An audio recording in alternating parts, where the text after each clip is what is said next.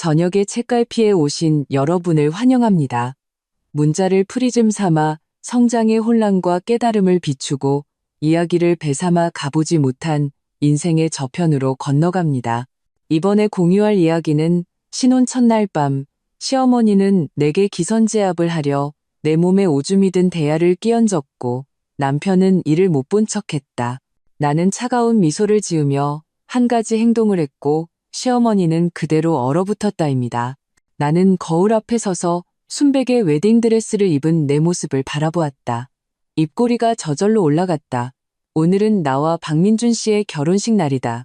메이크업실 창문으로 쏟아지는 햇살은 이 특별한 날에 금빛 테두리를 둘러주는 것만 같았다. 유진아, 너 정말 예쁘다. 내 절친 수연이가 웨딩드레스 매무새를 만져주며 눈시울을 붉혔다. 진심으로 축하해. 울지마. 화장 번지면 어떡해. 나는 수연이의 손을 꼭 쥐었다. 마음속은 친구의 축복으로 따뜻해졌다. 밖에서 사회자의 목소리가 들려왔다. 신부님, 준비되셨나요? 식이 곧 시작됩니다. 나는 심호흡을 하고 아버지의 팔짱을 꼈다. 웨딩 마치와 함께 예식장 문이 천천히 열리는 순간 버진 로드 끝에 서서 눈물을 글썽이는 민준 씨가 보였다. 모든 긴장감이 눈 녹듯 사라졌다. 우리의 만남은 진부한 로맨스 소설처럼 평범했다. 회사 아래층 카페에서 그가 내 아메리카노를 잘못 가져간 것이 시작이었다. 하지만 사랑의 과정은 그 커피처럼 씁쓸함 속에 달콤한 여운을 남겼다. 2년간의 연애 동안 그는 나의 작은 습관 하나하나를 기억했고 나의 모든 변덕을 받아주었다. 내가 야근으로 밤늦게 귀가할 때면 거실의 등은 언제나 나를 위해 켜져 있었다. 오늘 우리는 드디어 한 가족이 되려 하고 있었다. 예식은 순조롭게 진행되었다. 시어머니 김혜숙 여사가 축사를 위해 단상에 오르기 전까지는 말이다. 제 아들 민준이가 유진이처럼 착한 며느리를 얻은 것은 우리 박씨 가문의 복입니다.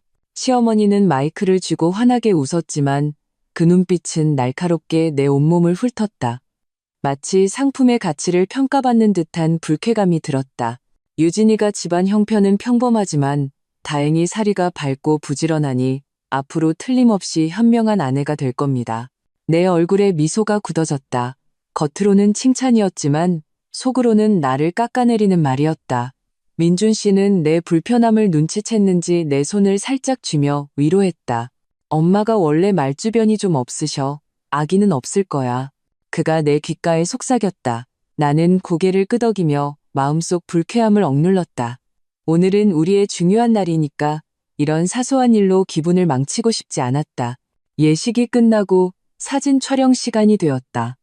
사진작가가 막 우리 위치를 잡아주자마자 시어머니가 끼어들었다.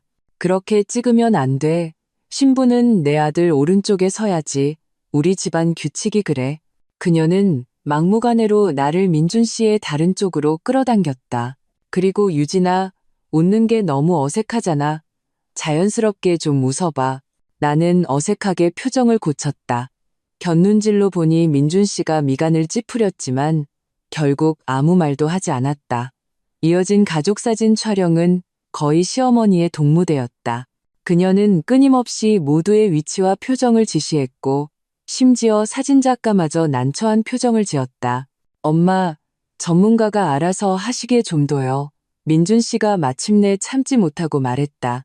네가 뭘 알아. 사진 하나에도 다 법도가 있는 거야. 시어머니는 아들을 쏘아붙이고는 내게로 시선을 돌렸다. 유진아, 내 말이 맞지? 갑작스러운 질문에 나는 억지 미소를 지을 수밖에 없었다. 어머님 말씀이 맞아요. 사진 찍을 때 신경 쓸 게 많죠. 시어머니는 작은 승리를 거둔 사람처럼 만족스럽게 고개를 끄덕였다. 피로연이 끝나고 우리는 민준 씨의 본가인 빌라로 돌아왔다. 우리 집이라고 했지만 사실 내가 이곳에 온 것은 세 번째였다. 결혼 전 우리는 주로 내가 얻은 오피스텔에서 지냈다. 민준 씨는 빌라가 인테리어 공사 중이라 지내기 불편하다고 했었다. 오늘에서야 그 인테리어가 핑계였음을 깨달았다. 우리 방은 2층이었다. 민준 씨가 내 캐리어를 들고 나를 안내했다. 문을 열었을 때 나는 그 자리에 얼어붙었다. 이른바 신혼방이라는 이곳은 마치 1990년대 모델하우스처럼 꾸며져 있었다. 분홍색 침대 시트, 레이스가 달린 커튼, 화장대 위에는 내가 한 번도 써본 적 없는 화장품들이 가득했다. 가장 충격적인 것은 벽에 걸린 거대한 웨딩 사진이었다. 오늘 우리가 찍은 사진이 아니라 시어머니와 시아버지의 결혼 사진이었다. 이게 어떻게 된 거야? 나는 민준 씨를 향해 떨리는 목소리로 물었다. 민준 씨도 놀란 듯 보였다. 엄마가 서프라이즈를 해준다고 하시더니 이게 뭐람? 그는 사진 앞으로 다가가 말했다. 이거 당장 뗄게. 됐어. 너무 늦었으니 내일 해. 나는 피곤한 듯 관자놀이를 눌렀다. 아침 5시에 일어나 메이크업을 받은 지금까지 나는 완전히 지쳐 빨리 쉬고 싶을 뿐이었다. 민준 씨가 미안한 듯 나를 안았다. 미안해. 엄마가 가끔 좀 고지식하셔서 그래. 하지만 마음은 좋은 분이야. 앞으로 내가 잘 말씀드릴게. 나는 고개를 끄덕였다. 신혼 첫날부터 다투고 싶지 않았다. 샤워를 마치고 나는 우리가 함께할 신혼밤을 기대하며精신 준비한 실크 잠옷으로 갈아입었다. 하지만 민준 씨가 불을 끈 지 얼마 안 되어 방문이 거칠게 열렸다. 엄마, 민준 씨가 놀라 침대에서 벌떡 일어났다. 시어머니는 문 앞에 서서 손전등을 든 채 우리 몸을 똑바로 비추고 있었다. 나는 황급히 이불을 끌어당겨 몸을 가렸다. 수치심과 분노가 동시에 치밀어 올랐다. 이불 좀 보자. 시어머니는 침대 앞으로 성큼성큼 다가와 이불을 획 걷어버렸다. 지금 뭐 하시는 거예요? 나는 본능적으로 몸을 웅크렸다. 목소리가 충격으로 날카로워졌다. 우리 집안 규칙이다. 신혼 첫날 밤에는 처녀인지 확인해야 해. 시어머니는 당당하게 말했다. 손전등 불빛이 나와 민준 씨 사이를 오갔다. 내 아들이 더러운 여자를 데려온 건 아닌지 봐야지. 나는 내 귀를 의심했다. 21세기에 아직도 이런 황당한 규칙이 있다니? 나는 민준 씨를 돌아보았다. 그가 당장 이 프라이버시 침해 행위를 막아주길 기대했다. 하지만 그는 그저 어색하게 서서 입술만 달싹일 뿐 아무 말도 하지 못했다. 어머님, 나가주세요. 나는 마침내 떨리는 목소리를 되찾았다. 이건 어머님이 상관하실 일이 아니에요. 시어머니는 코웃음을 쳤다. 우리 박씨 집안에 들어온 이상 우리 집 규칙을 따라야지. 그녀는 의미심장하게 침대 시트를 힐끗 보고는 몸을 돌려 문을 쾅 닫고 나갔다. 방 안은 죽음 같은 정적에 휩싸였다. 나는 침대에 멍하니 앉아 있었다. 온몸이 차갑게 식어갔다. 이것은 내가 기대했던 신혼밤이 아니었다. 내가 상상했던 결혼의 시작이 아니었다. 유진아, 민준 씨가 나를 안으려 했지만 나는 피했다. 왜 아무 말도 안 했어? 나는 목소리를 낮춰 따졌다. 당신 엄마가 나한테 저러는데 그냥 보고만 있었잖아. 어머니는 연세가 많으셔서 생각이 보수적이셔. 마음에 담아두지 마. 민준 씨는 한숨을 쉬었다. 그냥 한 번만 참아주면 안 될까? 한 번만 참아줘. 나는 2년간 사랑했던 이 남자를 쳐다보았다. 갑자기 그가 낯설게 느껴졌다. 결혼식에서 시어머니가 은근히 나를 깎아내릴 때도, 사진 촬영 때 이래라 저래라 할 때도, 그리고 지금 이 말도 안 되는 상황에서도 그는 언제나 내게 참으라고만 했다. 자자, 내일 친정에도 가야 하잖아. 결국 나는 민준 씨에게 등을 돌리고 누웠다. 소리 없는 눈물이 베개를 적셨다. 그날 밤 나는 밤새 뒤척였다. 머릿속에서는 시어머니가 이불을 걷어 올리던 장면과 민준 씨의 침묵하던 표정이 계속해서 재생되었다. 나는 이 가족을 정말로 이해하고 있는지, 박 씨 집안의 며느리가 될 준비가 정말로 되었는지 의심하기 시작했다. 창밖의 달이 구름 뒤로 조용히 숨었다. 마치 이 결혼의 첫 번째 균열을 참아볼 수 없다는 듯이 나는 천장을 응시했다. 눈이 뻑뻑하고 아팠다. 창밖 하늘이 이미 희미하게 밝아오고 있었지만 나는 한숨도 자지 못했다.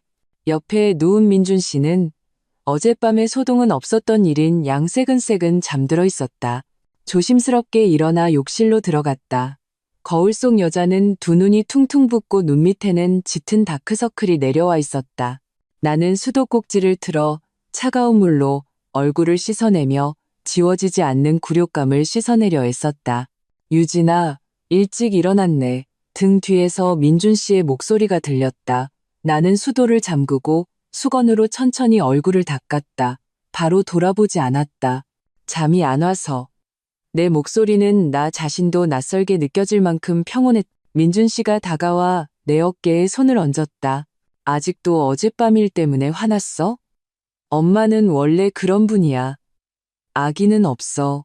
우리 침실에 멋대로 들어와서 손전등을 비추고 이불을 걷어서 확인하는 게 아기가 없는 거라고? 나는 그의 말을 자르며 획 돌아섰다. 그냥 날 너무 아끼셔서 그래. 민준 씨는 내 시선을 피했다. 어른들 생각은 우리랑 다르잖아. 적응할 시간이 필요하신 거야. 뭘 적응해?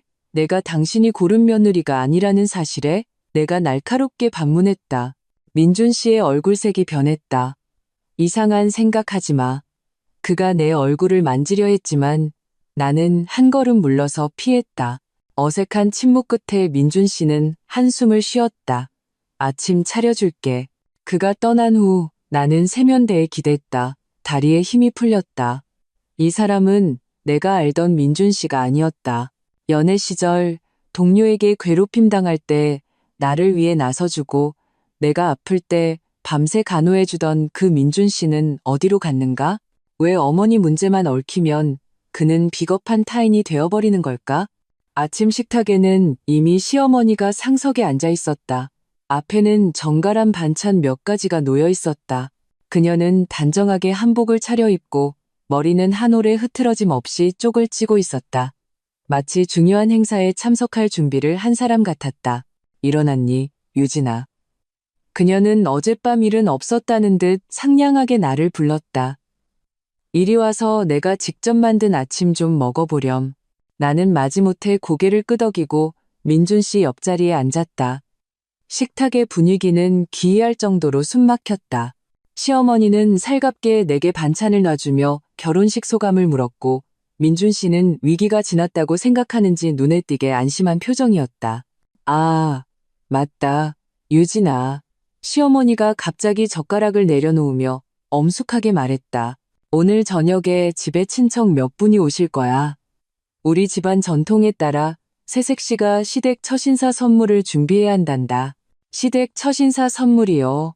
나는 미간을 찌푸렸다. 민준 씨에게 들어본 적 없는 말이었다. 우리 집안의 규칙이란다. 시어머니의 미소에는 거부할 수 없는 단호함이 섞여 있었다. 네가 시집 왔으니 따라야지. 나는 민준 씨를 쳐다보았다. 그가 뭐라고 말해주길 바랐지만 그는 그저 고개를 숙이고 밥만 먹으며 우리의 대화를 못 들은 척했다. 무엇을 준비해야 하나요? 나는 분노를 억누르며 물었다. 시어머니는 주머니에서 접힌 종이 쪽지를 꺼내 내게 건넸다. 여기 다 적혀 있단다. 명심하렴. 다른 사람 손을 빌리지 말고 네가 직접 준비해야 해. 종이를 펼치자 특정 브랜드의 대추부터 어느 외진 전통시장에서만 파는 차, 종류, 심지어 내가 직접 손바느질해야 하는 베개시까지 최소 20가지 항목이 빽빽하게 적혀 있었다. 이건 내가 막 입을 열려는 순간 초인종이 울렸다. 민준 씨는 구세주를 만난 듯 벌떡 일어나 내가 나갈게 라고 외쳤다. 그가 자리를 비운 사이 시어머니는 몸을 앞으로 숙이며 싸늘하게 말했다. 서유진, 시집 왔다고 다 끝난 줄 알지 마라. 우리 박씨 집안에서는 며느리가 규율을 알아야 하는 거야. 어젯밤은 시작에 불과해. 알겠니? 나는 순식간에 표정이 돌변한 이 여자를 보며 충격에 빠졌다. 손에 쥔종이가 구겨졌다. 그때 민준 씨가 돌아왔다. 뒤에는 택배기사가 화려한 붉은 장미 꽃다발을 들고 서 있었다. 선물이야. 결혼 후 첫날을 축하해. 민준 씨는 비위를 맞추려는 듯한 미소를 지으며 내게 꽃을 건넸다. 장미 향기가 공기 중에 퍼졌지만 나는 그저 비참할 뿐이었다. 이 꽃다발은 이 집안이 드러내고 있는 흉측한 민낯을 가리려는 값싼 보상처럼 느껴졌다. 고마워요. 나는 기계적으로 꽃을 받아들었다. 곁눈질로 보니 시어머니의 입가에 경멸의 냉소가 스쳐 지나갔다. 낮 동안 나는 친정 갈 준비를 핑계로 신혼방에 틀어박혀 있었다. 사실은 생각할 시간이 필요했다. 휴대폰이 울렸다. 수연이의 메시지였다. 신혼생활은 어때? 나는 화면을 쳐다보며 키보드 위에서 손가락을 망설였다. 뭐라고 답해야 할까? 시어머니는 통제광이고 남편은 겁쟁이라고 말해야 할까? 아니면 모든 게 괜찮은 척 겉으로 보이는 행복을 유지해야 할까? 결국 나는 웃는 이모티콘 하나만 보냈다. 어떤 일은 입 밖으로 내기조차 창피했다. 저녁 무렵 나는 시어머니가 요구한 시댁 처신사 선물을 준비하기 시작했다. 대부분의 물건은 단시간에 준비하는 것이 불가능했다. 명백히 나를 골탕 먹이려는 의도였다. 내가 목록을 보며 막막해하고 있을 때 아래층에서 시어머니의 목소리가 들렸다. 유진아, 내려와서 일 좀 도와라. 부엌에서 시어머니는 산더미 같은 식재료를 가리켰다. 곧 친척들 오실 시간이다. 너는 갈비찜을 맡아라. 우리 집 며느리는 다 이 음식은 할 줄 알아야 해. 하지만 전 한 번도 해본 적 없어요. 못하면 배우면 되지. 시어머니는 내 말을 거칠게 끊었다. 요리법은 여기 있다. 그대로 해. 명심해. 인스턴트 재료는 쓰면 안 된다. 대추도 하나하나 씨를 발라내고 그녀는 누렇게 바랜 요리 노트를 던져주고는 의기양양하게 자리를 떴다. 요리 노트를 펼치자 글씨가 희미해서 일부 과정은 알아볼 수도 없었다. 심호흡을 몇 번 한 후 나는 최선을 다하기로 했다. 2시간 후 땀으로 흠뻑 젖은 채 완성된 음식을 식탁에 올렸을 때 시어머니는 젓가락으로 한번 휘저어보고는 미간을 찌푸렸다. 너무 질기잖아. 도저히 먹을 수가 없네. 어떻게 이렇게 간단한 일 하나도 제대로 못하니? 엄마, 유진 씨가 처음 한 것 치고는 괜찮잖아요. 민준 씨가 마침내 나를 위해 변호했지만 그 목소리는 애처로울 정도로 힘이 없었다. 처음 나는 시집 온 첫날부터 잔치상을 차려냈어. 시어머니는 목소리를 높여 이미 도착한 친척들에게 들으라는 듯 말했다. 요즘 애들은 너무 오냐오냐 커서 문제야. 친척들은 의미심장한 눈빛을 교환했고 누군가는 작은 소리로 동조했다. 나는 그 자리에 서서 수많은 시선이 바늘처럼 나를 찌르는 것을 느꼈다. 저녁 식사는 기이한 분위기 속에서 진행되었다. 시어머니는 끊임없이 친척들에게 민준 씨의 성공을 자랑하면서 의도적으로 나의 집안과 직업을 깎아내렸다. 내가 뭐라고 말하려 하면 교묘하게 말을 끊거나 화제를 돌렸다. 유진이는 은행 다닌다면서? 그럼 월급은 얼마 안 되겠네? 친정 부모님은 아직 은퇴 전이시고 그럼 나중에 애 볼 때 도움받긴 틀렸구나. 요즘 젊은 것들은 절약할 줄을 몰라. 민준 씨는 내 옆에 앉아 있었지만 마치 은하수만큼이나 멀리 떨어져 있는 것 같았다. 그는 가끔 내게 반찬을 놔주었지만 어머니의 모욕을 막기 위해 제대로 나선 적은 단 한 번도 없었다. 식사 후 시어머니는 갑자기 전통에 따라 새색 씨가 어른들께 패백을 올려야 한다고 선언했다. 내가 반응하기도 전에 나는 거실 중앙으로 떠밀렸다. 누군가 내게 쟁반을 건넸다. 그 위에는 술잔과 뜨거운 정종이 담긴 주전자가 놓여 있었다. 한 분 한 분께 무릎 꿇고 절하면서 올려야 해. 시어머니가 내 귓가에 나지막이 명령했다. 무릎을 꿇으라고? 나는 눈을 크게 뜨고 민준 씨를 쳐다보았다. 그가 한마디 해주길 바랐지만 그는 내 시선을 피하며 작게 고개를 끄덕였다. 그 순간 내 마음은 바닥까지 가라앉았다. 이건 전통이 아니었다. 명백한 모욕이었다. 하지만 주위를 둘러보니 모든 친척이 마치 당연한 일인 양기대의 찬눈으로 나를 보고 있었다. 뭐하니 어서 해. 어른들 기다리시게 하지 말고. 시어머니가 재촉했다. 나는 심호흡을 하고 쟁반을 들고 가장 연장자인 고모할머니께 다가갔다. 하지만 나는 무릎을 꿇지 않았다. 대신 허리를 살짝 굽혀 두 손으로 술잔을 올렸다. 고모할머님, 술 한 잔 받으세요. 거실은 순간 정적에 휩싸였다. 시어머니의 얼굴이 잿빛으로 변했다. 우리 집안 규칙은 무릎 꿇고 절하는 거라고 했다. 그녀는 거의 소리를 질렀다. 엄마, 민준 씨가 마침내 일어섰다. 요즘 시대에 꼭 그렇게까지 할 필요는 없잖아요. 넌 입 다물어. 시어머니는 아들을 일가라고는 내게로 돌아섰다. 서유진, 내가 오늘 규칙대로 하지 않으면 이 집에서 살 생각 마라. 모든 시선이 내게 쏠렸다. 피가 머리로 솟구치는 기분이었다. 쟁반을 쥔 손가락 마디가 하얗게 질렸다. 나는 오늘 굴복하면 앞으로 이 집에서 영원히 설 자리가 없을 것임을 알았다. 죄송합니다. 제 무릎은 하늘과 부모님께만 꿇습니다. 나는 평온하게 말했다. 쟁반을 탁자 위에 내려놓았다. 이것이 이 집에 들어오는 조건이라면 저는 이 문을 들어오지 않겠습니다. 말을 마친 나는 계단을 향해 돌아섰다. 등 뒤에서 시어머니의 히스테릭한 고함과 친척들의 수군거림이 터져나왔지만 나는 뒤돌아보지 않았다. 신혼방으로 돌아와 문을 잠그고 짐을 싸기 시작했다. 이 집이라는 곳에서 단 1분도 더 머물고 싶지 않았다. 마지막 옷을 캐리어에 쑤셔넣고 있을 때 문이 거칠게 열렸다. 민준 씨가 창백한 얼굴로 서 있었다. 가려는 거야? 그의 목소리가 떨렸다. 내가 여기 더 머물 수 있을 것 같아요? 내가 반문했다. 엄마는 그냥 화가 나서 그러신 거야. 이미 후회하고 계셔. 민준 씨가 변명하려 했다. 후회. 나는 냉소했다. 민준 씨, 당신은 정말 순진한 거예요. 아니면 순진한 척하는 거예요? 당신 엄마는 처음부터 나를 받아줄 생각이 없었어요. 민준 씨는 침묵했다. 그의 표정은 그가 사실 모든 것을 알고 있었음을 말해주고 있었다. 내가 계속 짐을 싸자 그가 갑자기 무릎을 꿇었다. 유진아, 제발 가지 마. 나한테 시간을 좀 줘. 내가 엄마랑 제대로 얘기할게. 그는 내 다리를 붙잡고 흐느꼈다. 사랑해. 정말 사랑해. 그의 모습을 보니 마음이 한순간 약해졌다. 우리에겐 2년의 시간이 있었고 결혼은 원래 쉽지 않은 법이니까. 어쩌면 그가 정말 변할지도 모른다. 내가 망설이는 순간 방문이 다시 열렸다. 시어머니가 구리 대야를 들고 서 있었다. 그 안에는 탁한 노란색 액체가 담겨 있었고 코를 찌르는 냄새가 났다. 가고 싶다고? 그렇게 쉽게는 안 되지. 그녀는 비웃으며 내가 반응하기도 전에 대야의 액체를 내게 끼얹었다. 차가운 액체가 머리부터 발끝까지 나를 적셨다. 옷과 머리카락을 타고 흘러내렸다.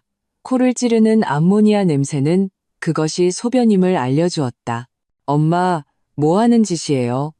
민준 씨가 소리쳤다. 버릇을 가르쳐주는 거다. 시어머니는 당당하게 말했다. 우리 박씨 집안에 들어온 이상 살고 죽는 것도 박씨 집안 사람이야. 나는 그 자리에 서 있었다. 소변이 머리카락 끝에서 뚝뚝 떨어져 값비싼 카펫 위에 얼룩을 남겼다. 극한의 분노는 오히려 나를 이상할 정도로 침착하게 만들었다. 나는 얼굴을 한번 닫고 민준 씨를 보았다. 이제 무슨 할 말이 있죠? 민준 씨의 입술이 떨렸다. 그의 시선은 나와 어머니 사이를 오갔다. 결국 그는 고개를 숙였다. 유진아, 엄마는 연세가 많으셔서 그래. 그냥 네가 이해해줘. 그 한마디가 내 마지막 환상을 산산조각냈다. 나는 휴대폰을 꺼내 112에 전화를 걸었다. 여보세요. 신고하려고요. 어떤 사람이 제게 폭행과 모욕을 가했습니다. 시어머니의 얼굴이 순식간에 변했다. 너 뭐 하는 짓이야? 집안일을 경찰에 신고해? 민준 씨도 당황했다. 유진아, 이러지 마. 우리끼리 해결하자. 나는 그들을 무시하고 접수 요원에게 침착하게 사건 경위와 주소를 설명했다. 전화를 끊은 후 나는 휴대폰으로 현장을 촬영하기 시작했다. 흠뻑 젖은 옷, 바닥의 액체, 그 구리 대야, 그리고 시어머니의 일그러진 표정까지. 네, 네가. 시어머니는 나를 가리키며 기가 막혀 말을 잇지 못했다. 제가 뭐요? 나는 평온하게 물었다. 어머님이 생각하시는 것처럼 만만한 사람이 아니라서요. 경찰은 금방 도착했다. 바디캠 앞에서 시어머니는 자신의 행위를 완강히 부인하며 그것은 전통적인 축복의식이었고 대야에 든 것은 특제 약초물이라고 주장했다. 하지만 경찰이 샘플을 채취해 검사하겠다고 하자 그녀의 표정이 흔들리기 시작했다. 경찰관님, 이건 다 오해입니다. 민준 씨가 갑자기 끼어들었다. 제 아내와 어머니 사이에 작은 마찰이 있었을 뿐이에요. 이렇게까지 크게 벌일 일은 아닙니다. 나는 차갑게 그의 말을 끊었다. 오해 아닙니다. 제 휴대폰에 영상 증거가 있습니다. 결국 경찰의 중재하에 시어머니는 마지못해 사과했고 나는 사건 접수증을 받아냈다. 경찰이 떠난 후 집안의 분위기는 빙점까지 떨어졌다. 이제 만족하니? 집안 망신시켜서 영광이냐? 시어머니가 이를 갈며 말했다. 나는 대답하지 않고 곧장 욕실로 들어가 샤워기를 틀었다. 뜨거운 물줄기가 내 몸의 모든 굴욕과 오물을 씻어내주길 바랐다. 거울은 금세 수증기로 뿌옇게 변했다. 마치 이 결혼에 대한 나의 희망처럼. 샤워를 하고 나오자 민준 씨가 침대가에 앉아 나를 기다리고 있었다. 그가 나를 안으려 했지만 나는 피했다. 유진아, 미안해. 엄마가 정말 그렇게까지 하실 줄은 몰랐어. 그의 목소리에는 울음기가 섞여 있었다. 나는 한때 깊이 사랑했던 이 남자를 피곤한 눈으로 바라보았다. 민준 씨, 이제 선택권을 줄게요. 우리 둘이 분가해서 나가 살거나 아니면 내일 구청 가서 이혼 서류 접수해요. 민준 씨의 눈이 커졌다. 분가? 엄마가 절대 허락 안 하실 거야. 이 집은 아버지가 남기신 집이라고. 그럼 이혼은요? 내가 침착하게 물었다. 안 돼. 절대 이혼 못해. 민준 씨는 격하게 말했다. 유진아, 제발 시간을 좀 줘. 내가 변할게. 약속할게. 그의 고통스러운 표정을 보니 마음이 흔들렸다. 어쩌면 이 결혼에 기회를 줘야 할지도 모른다. 어쩌면 그가 정말 변할 수 있을지도. 한 달. 마침내 내가 말했다. 당신의 약속을 증명할 시간, 한 달을 줄게요. 민준 씨는 안도의 한숨을 내쉬며 나를 껴안고 고맙다는 말과 약속을 반복했다. 하지만 나는 그의 어깨에 기댄 채 벽에 다시 걸린 시어머니의 웨딩 사진을 바라보았다. 내 마음속에는 이미 차가운 벽이 세워져 있었다. 그날 밤 나는 악몽을 꿨다. 출구 없는 미로에 갇혔고 사방에서 시어머니의 웃음소리가 들려왔다. 전화벨 소리에 잠이 깼다. 수연이었다. 유진아, 너 괜찮아? 그의 목소리는 걱정으로 가득했다. 왜? 무슨 일 있어? 나는 아직 잠이 덜 깬 상태였다. 박민준 씨, 혹시 너한테 뭐 숨기는 거 없어? 수연이가 망설이며 말했다. 내 남자친구가 그러는데 자기 동료가 박민준 씨 전 여자친구를 안대. 나는 순간 정신이 번쩍 들었다. 전 여자친구? 무슨 전 여자친구? 자세한 건 나도 모르겠는데 우리 만나서 얘기 좀 할까? 전화를 끊고 나는 옆에서 잠든 민준 씨를 보았다. 갑자기 그가 지독히 낯설게 느껴졌다. 내가 2년간 안다고 생각했던 이 남자는 도대체 얼마나 많은 비밀을 가지고 있는 걸까? 창밖으로 첫 햇살이 구름을 뚫고 들어와 그 굴이 대야를 비췄다. 시어머니는 마치 무언의 위협처럼 그것을 우리 방에 일부러 남겨두었다. 나는 조용히 휴대폰을 들어 어젯밤 녹화한 영상을 클라우드에 백업했다. 앞으로 무슨 일이 일어나든 나는 더 이상 당하고만 있는 서유진이 아닐 것이다. 친정에 가는 날 아침, 나는 거울 앞에 서서 컨실러로 눈 밑에 짙은 다크서클을 꼼꼼하게 가렸다. 어젯밤의 소동 이후 거의 뜬 눈으로 밤을 새웠다. 눈을 감을 때마다 그 지워지지 않는 소변 냄새가 나는 것만 같았다. 유진아, 준비 다 됐어? 민준 씨가 문 밖에서 조용히 물었다. 나는 대답 없이 립스틱을 계속 발랐다. 거울 속 여자는 얼굴이 수척했고 아무리 공들여 화장을 해도 눈 속의 피로와 실망감은 가릴 수 없었다. 민준 씨가 문을 열고 들어왔다. 손에는 고급스러운 선물 상자가 들려 있었다. 장모님 드릴 선물이야. 그는 비위를 맞추듯 상자를 내밀었다. 최고급 우전차, 유젠자인데 아버님이 분명 좋아하실 거야. 나는 선물 상자를 힐끗 쳐다보고는 받지 않았다. 트렁크에 넣어둬요. 민준 씨는 멋쩍게 상자를 내려놓고 잠시 망설이다 입을 열었다. 유진아, 어제 일에 대해서는 지금은 그 얘기하고 싶지 않아요. 나는 그의 말을 끊고 화장품 파우치를 닫았다. 가요. 부모님 기다리시겠어요? 차를 타고 가는 내내 민준 씨는 몇 번이나 말을 걸려 했지만 나는 시종일관 창밖을 보며 침묵했다. 부모님이 사시는 아파트 단지 앞에 차가 멈췄을 때 나는 내 손바닥이 손톱에 찍혀 깊은 초승달 모양의 자국이 여러 개 난 것을 발견했다. 유진아, 엄마가 일찌감치 아파트 입구에서 기다리고 있었다. 우리 차를 보자마자 바로 달려나왔다. 엄마는 내가 사들인 짙은 와인색 한복을 곱게 차려입고 머리는 막 미용실에 다녀온 듯 정성스럽게 매만져져 있었다. 엄마, 나는 억지 미소를 지으며 엄마의 품에 안겼다. 익숙한 섬유유연제 향기에 코끝이 찡해지며 눈물이 쏟아질 뻔했다. 왜 이렇게 살이 빠졌어? 엄마는 내 얼굴을 감싸주며 예리하게 나의 이상을 감지했다. 안색이 왜 이리 안 좋아? 잠을 잘 못 잤니? 결혼식 때문에 너무 피곤해서요. 나는 가볍게 둘러대며 엄마의 캐묻는 눈길을 피했다. 아빠는 현관문 앞에 서서 평소와 달리 정장을 차려입고 계셨다.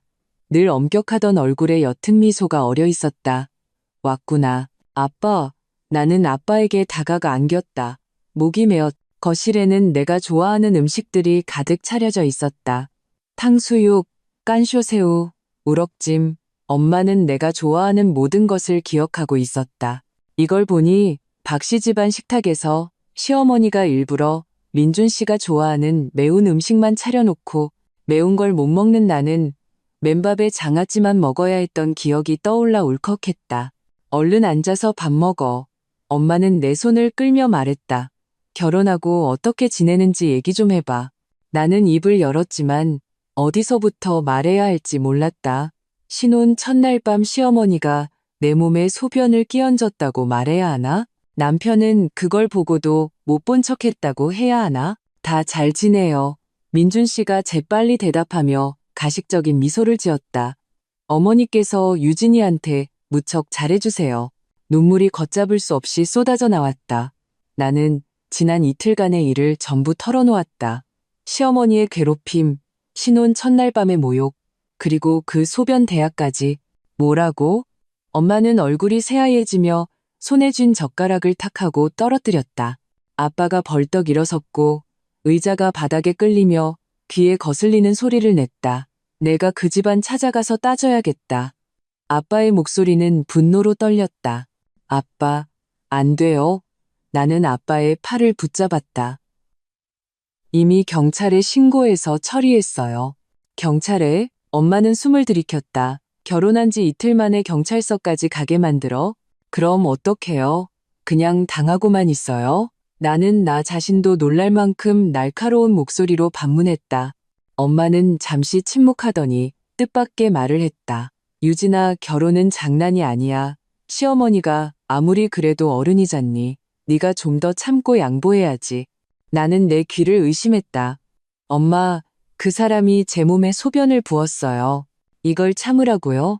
이제 내 신부는 그 집 며느리야. 친정에 있을 때처럼 제멋대로 굴면 안 돼. 엄마는 간곡하게 말했다. 우리 같은 평범한 집안에서 박씨 집안 같은 좋은 곳에 시집간 건 쉬운 일이 아니야. 좋은 집안이요? 나는 거의 웃음이 터져 나올 뻔했다. 엄마, 지금 무슨 말씀하시는지 알고 계세요? 아빠가 우리를 막아섰다. 됐어. 유진이가 억울한 일을 당했는데 우리가 이렇게 가만히 있을 순 없지. 아빠는 내게로 몸을 돌렸다. 이혼하고 싶니? 그 질문은 망치처럼 내 마음에 내리꽂혔다. 이혼, 결혼한 지 사흘 만에 이혼. 내 머릿속에는 민준 씨와 사랑했던 순간들이 스쳐 지나갔다. 그가 내 생일을 위해 준비했던 서프라이즈, 내가 열이 났을 때 밤새 간호해주던 모습, 청혼할 때 떨리던 그의 목소리. 모르겠어요. 마침내 나는 나지막이 말했다. 민준 씨가 변하겠다고 약속했어요. 조금 더 지켜보고 싶어요. 엄마는 안도의 한숨을 내쉬었다. 그래야지. 부부싸움은 칼로물 백이야. 네가 시어머니 비위 좀 맞춰드리면 다 좋아질 거야. 나는 엄마를 보았다. 엄마 세대는 아마 이렇게 참고 살았을 것이다. 하지만 나는 평생의 굴욕으로 표면적인 가와만 사성을 얻고 싶지는 않았다. 집으로 돌아오는 길, 민준 씨는 조심스럽게 내 눈치를 살폈다. 부모님께서 별 말씀 안 하셨지? 다 아셨어요. 나는 차갑게 말했다. 아빠가 무척 화나셨어요. 민준 씨의 얼굴색이 변했다. 유진아, 어떻게 그런 일을 부모님께 말씀드려? 집안 망신이야. 그럼 저는 조용히 참고만 있어야 한다는 건가요? 내가 그의 말을 끊었다. 민준 씨, 제가 준 한 달은 저한테 어떻게 처신하라고 가르치라고 준 시간이 아니에요. 그는 즉시 자세를 낮췄다. 그런 뜻이 아니었어. 그냥 양가 관계가 나빠질까봐 걱정돼서 나는 더 이상 대꾸하지 않았다. 창밖의 풍경이 빠르게 뒤로 물러났다. 마치 이 결혼에 대한 나의 믿음처럼 박씨 집안의 빌라에 돌아왔을 때 시어머니는 집에 없었다. 민준 씨는 친구분들과 절에 불공들이러 가셨다고 했다. 나는 속으로 다행이라고 생각했다. 적어도 오늘 밤은 조용히 보낼 수 있겠지. 그러나 침실문을 열었을 때 코를 찌르는 향수 냄새가 훅 끼쳐왔다. 내 화장대는 마구 뒤져져 엉망이었고 화장품 병들은 동서남북으로 쓰러져 있었다. 더욱 소름 끼치는 것은 내 베개에 누군가 립스틱으로 커다란 X자를 그려놓은 것이었다. 새빨간 색깔이 눈을 찔렀다. 이게 뭐야? 민준 씨가 내 뒤에 서서 충격에 찬 목소리로 말했다. 당신 엄마한테 물어봐요. 나는 차갑게 말하고 휴대폰을 들어 증거 사진을 찍기 시작했다. 유진아, 성급하게 결론 내리지 마. 청소하시는 아주머니가 실수로. 박민준 씨, 나는 그를 똑바로 쳐다봤다. 정말 바보예요? 아니면 바보인 척하는 거예요? 그는 할 말을 잃었다. 나는 계속해서 내 물건들을 확인했다. 몇몇 비싼 에센스와 크림병이 명백히 손을 댄 흔적이 있었다. 액체색이 탁해지고 냄새도 이상했다. 그날 밤 나는 단호하게 객실에서 자겠다고 했다. 민준 씨의 애원은 소용없었다. 한밤중 나는 얼굴이 따끔거리는 통증에 잠이 깼. 욕실로 달려가 불을 켜보니 거울 속 내 얼굴은 온통 붉게 변해 있었고 커다란 발진이 뒤덮여 불타는 듯이 아팠다. 박민준 씨, 나는 안방문을 두드리며 공포에 질린 목소리로 소리쳤다. 10분 후 민준 씨의 차를 타고 응급실로 향했다. 의사는 심각한 알레르기 반응이며 화장품의 자극적인 성분 때문일 수 있다고 진단했다. 최근에 화장품 바꾸셨나요? 의사가 약을 처방하며 물었다. 아니요. 하지만 누가 제 물건에 손을 댔어요. 내가 단도직입적으로 말했다. 의사는 의미심장하게 민준 씨를 한번 쳐다보고는 더 이상 묻지 않았다. 집으로 돌아오는 길, 민준 씨는 계속 침묵했다. 집에 거의 다다랐을 때 그가 갑자기 입을 열었다. 엄마랑 얘기해 볼게. 무슨 얘기를요? 나는 냉소했다. 다음번엔 독을 좀 약하게 타라고요? 유진아, 민준 씨가 급브레이크를 밟았다. 어떻게 그런 말을 할 수가 있어. 엄마가 일부러 널 해치셨을 리가 없잖아. 나는 더 이상 논쟁할 가치도 느끼지 못하고 휴대폰을 꺼내 손댄 흔적이 있는 화장품 사진들을 그에게 보여주었다. 그럼 이건 어떻게 설명할래요? 민준 씨는 화면을 쳐다보며 얼굴이 점점 굳어갔다. 나는 모르겠어. 집에 돌아오니 새벽 3시였다. 시어머니의 침실 문은 굳게 닫혀 마치 모든 일이 자신과 무관하다는 듯했다. 나는 오염된 그 침실로 돌아가길 거부하고 객실에서 자겠다고 고집했다. 민준 씨는 어쩔 수 없이 동의했다. 다음 날 아침 나는 다투는 소리에 잠이 깼다. 조용히 문을 열자 아래층에서 시어머니와 민준 씨의 대화가 들려왔다. 그녀는 그냥 쇼하는 거야. 조그만 발진 가지고 웬 호들갑이야. 시어머니의 목소리는 날카롭고 귀에 거슬렸다. 엄마, 유진 씨 정말 힘들어했어요. 의사 선생님도 알레르기라고 하셨고요. 의사가 뭘 알아? 내가 먹은 소금이 걔가 먹은 밥보다 많아. 시어머니는 민준 씨의 말을 끊었다. 아들, 그년한테 휘둘리지 마. 여자는 기강을 잡지 않으면 지붕 위로 기어오르는 법이야. 하지만은 무슨, 명심해. 이 집안의 주인은 나야. 내 월급 통장도 아직 나한테 있어. 그년이 하늘을 뒤엎을 순 없어. 그 말은 내 머리에 찬물을 끼얹는 것 같았다. 월급 통장? 민준 씨의 월급 통장이 계속 시어머니 손에 있었다고? 연애할 때 그는 분명 경제적으로 완전히 독립했다고 했고, 심지어 자신의 투자 재테크 능력을 자랑하기까지 했는데, 나는 조용히 문을 닫고 문에 기댄 채 천천히 주저앉았다. 이 결혼은 처음부터 거짓말 위에 세워져 있었다. 민준 씨는 도대체 얼마나 많은 것을 내게 숨기고 있었던 걸까? 점심때 나는 회사에 일이 있다는 핑계를 대고 박 씨 집을 나섰다. 사실 나는 수연이네 집으로 갔다. 생각할 안전한 장소가 필요했다. 세상에, 네 얼굴이 왜 이래? 수연이가 문을 열자마자 소리쳤다. 괜찮아, 많이 좋아졌어. 나는 아무렇지 않은 척하며 그의 오피스텔로 들어갔다. 수연이는 내게 따뜻한 차를 따라주었다.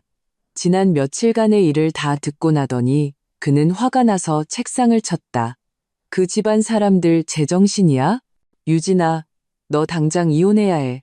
고려 중이야. 나는 관자놀이를 누르며 말했다. 하지만 먼저 민준 씨의 재정 상태를 확실히 알아야겠어. 아까 시어머니가 민준 씨 월급 통장이 자기한테 있다고 하는 걸 들었어. 수연이는 눈을 동그랗게 떴다. 뭐? 박민준 씨 연봉이 억대라고 하지 않았어? 응. 연애할 때 씀씀이가 컸거든. 나는 갑자기 말을 멈췄다. 끔찍한 생각이 스쳐 지나갔다. 수연아, 네가 저번에 말했던 그 전 여자친구 도대체 어떻게 된 일이야? 수연이는 잠시 망설였다. 내 남자친구가 그러는데 자기 동료가 박민준 씨랑 3년 넘게 사귀었던 여자를 안대. 거의 결혼할 뻔했는데 갑자기 헤어졌다고 하더라. 듣기로는 그 여자가 정신적으로 큰 충격을 받아서 지금 어느 요양원에 있다고 해. 온몸이 차갑게 식었다. 왜 헤어졌대? 자세히는 모르지만 그 동료 말이 박민준 씨 엄마가 결정적인 역할을 했다고 하더라. 수연이는 걱정스럽게 나를 보았다. 유진아, 조심해. 그 모즈, 정상은 아닌 것 같아. 수연이네 집을 나와 나는 바로 은행으로 갔다.